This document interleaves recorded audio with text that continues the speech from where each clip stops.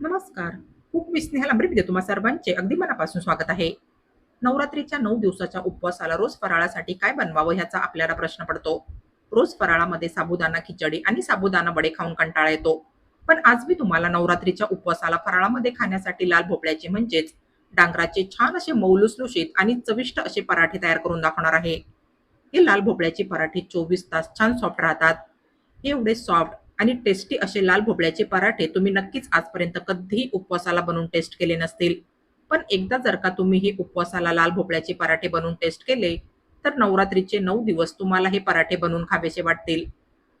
या उपवासाच्या लाल भोपळ्याच्या पराठ्यांसोबत खाण्यासाठी मी तुम्हाला एक युनिक आणि टेस्टी अशी लाल भोपळ्याची चुरचुरीत कोशिंबीर देखील तयार करून दाखवणार आहे. लाल भोपळ्याच्या कोशिंबीर सोबत तर हे लाल भोपळ्याचे पराठे खाण्यासाठी फारच टेस्टी लागतात. नवरात्रीचे 9 दिवस उपवासाला हे उपवासाचे लाल भोपळ्याचे पराठे आणि सोबत लाल भोपळ्याची कोशिंबीर ही खाण्यासाठी एकदम बेस्ट राहील. अगदी कमी तेलकट आणि टेस्टी असा हा उपवासाचा फराळी पदार्थ तुम्हाला नवरात्रीचे संपूर्ण 9 दिवस खायला फारच आवडेल.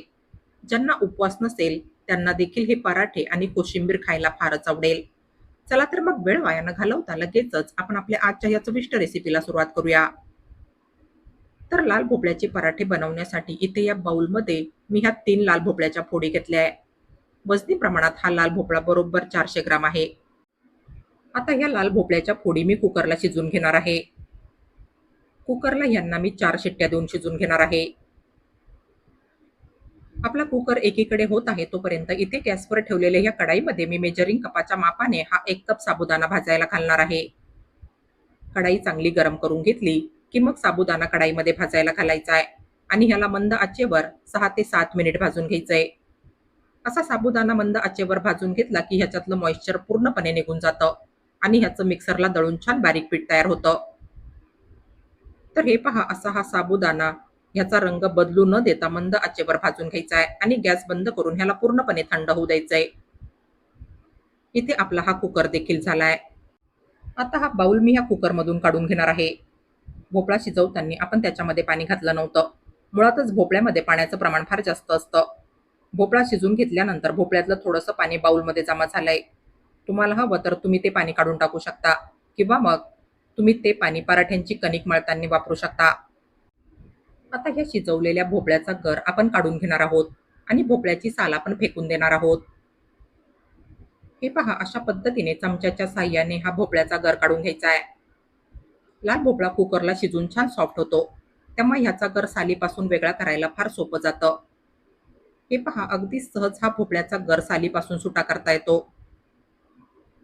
आता हा जो भोपळ्याचा गर आहे याला असं चमच्याच्या साह्याने स्मॅश करून घ्यायचंय.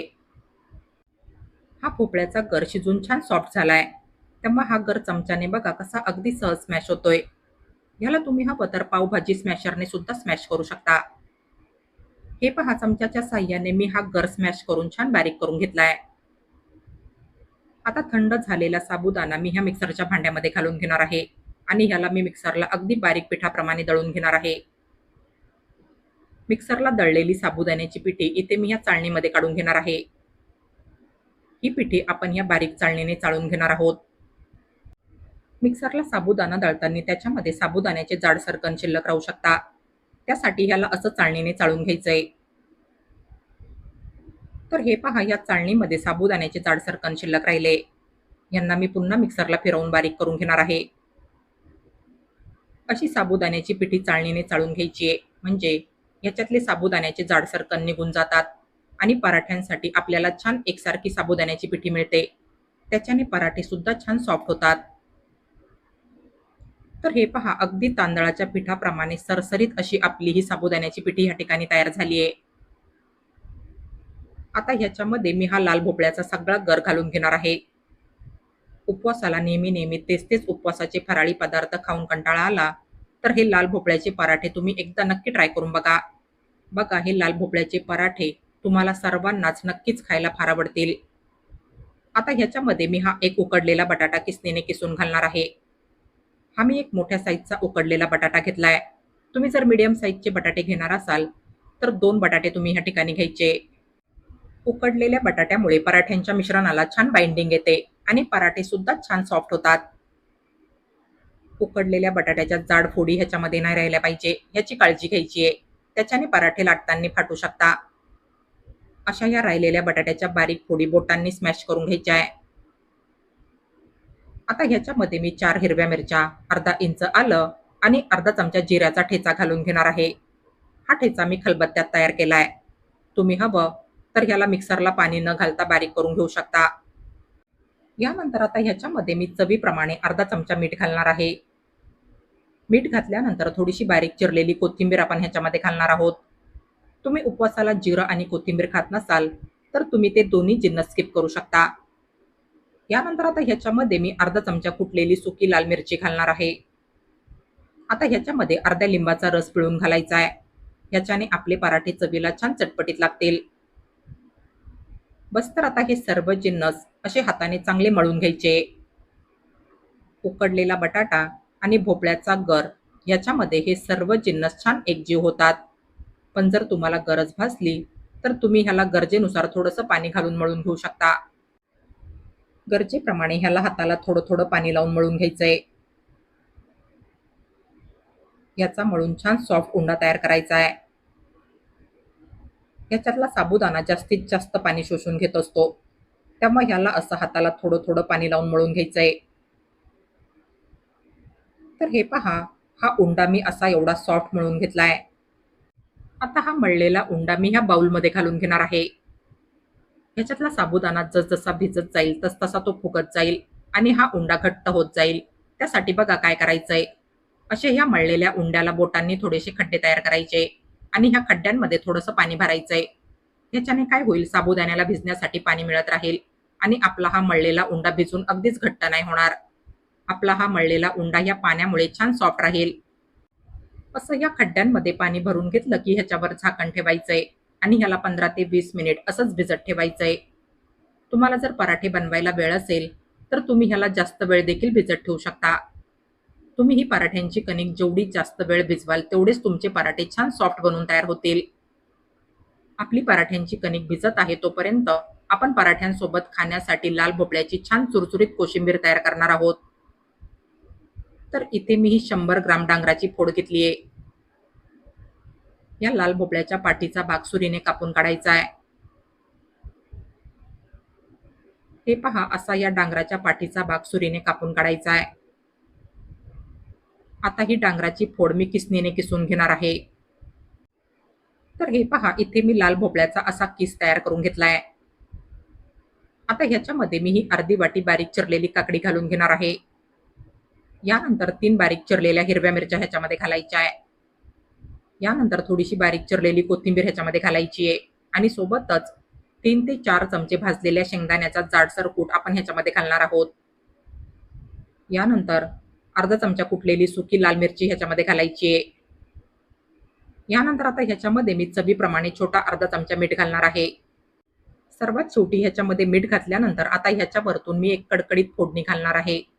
तर तडका पॅनमध्ये 2 चमचे तेल चांगलं कडकडीत गरम करून घेतल्यानंतर त्याच्यामध्ये मी अर्धा चमचा जिरं घालून घेतलंय. ही कडकडीत फोडणी मी आता ह्याच्यावरतून घालणार आहे. अशी या कोशिंबीरमध्ये जिऱ्याची कडकडीत फोडणी घातली की ही कोशिंबीर खाण्यासाठी फारच टेस्टी लागते. आता ही कोशिंबीर छान चटकदार बनवण्यासाठी मी ह्याच्यामध्ये थोडासा लिंबाचा रस पिळून घालणार आहे. याच्याने आपली ही कोशिंबीर छान चटपटीत लागेल खाण्यासाठी. आपण जे लाल भोपळ्याचे पराठे बनवणार आहोत त्यासोबत ही लाल भोपळ्याची कोशिंबीर खाण्यासाठी फारच टेस्टी लागते. उपवास नसला तरी तुम्ही ही लाल भोपळ्याची कोशिंबीर तयार करून खाऊ शकता.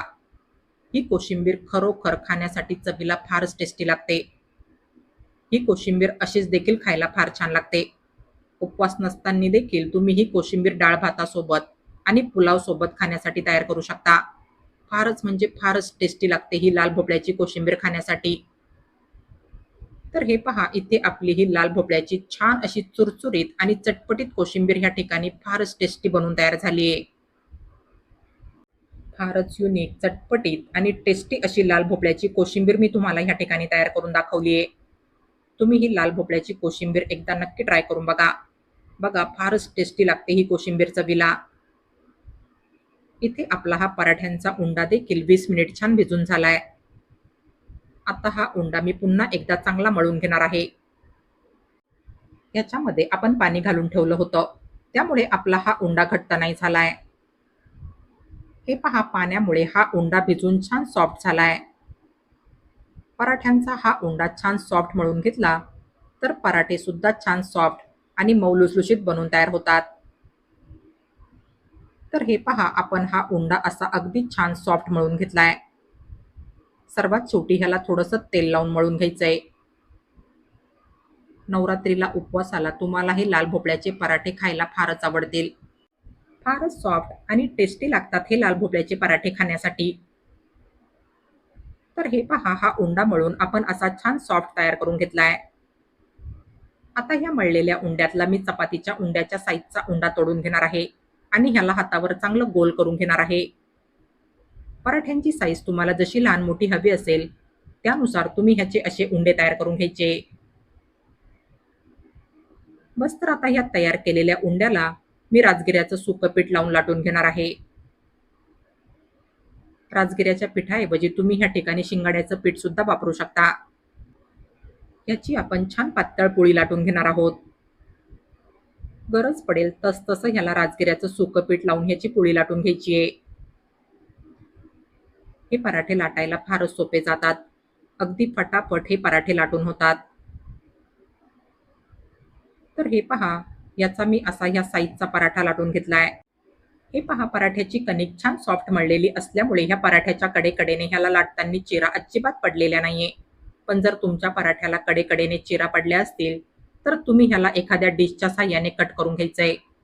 बस, तर आता हा लाटलेला पराठा आपण लगेचच भाजून घेणार आहोत. तवा चांगला गरम करून घेतला की लाटलेला पराठा असा तव्यावर भाजायला घालायचा आहे. फुल फ्लेमवर पराठ्याची पहिली बाजू हलकीशी भाजून घेतली की ह्याला पलटी करायचंय आणि ह्याची दुसरी बाजू फुल फ्लेमवर पूर्णपणे भाजून घ्यायची आहे. असं केल्याने पराठे छान टम्म फुगतात. पराठ्याची दुसरी बाजू फुल फ्लेमवर पूर्णपणे भाजून घेतली की पराठा पलटी करायचा आहे आणि मग ह्याची पहिली बाजू छानपैकी भाजून घ्यायची आहे. तर हे पहा, हा पराठा पलटी केल्यानंतर बघा कसा टम्म फुगायला लागलाय. हे पहा, फारच सॉफ्ट असा आपला हा पराठा या ठिकाणी तयार झालाय. आता हे पराठे तुम्हाला हवं तर ह्याला तेल किंवा मग साजूक तूप लावून भाजून खाऊ शकता. मी हे पराठे याच्या दोन्ही बाजूने साजूक तूप लावून भाजून घेणार आहे. हे पराठे तेल किंवा तूप न लावता भाजले तरी चालतं. तेल तूप न लावता देखील हे पराठे छान सॉफ्ट होतात.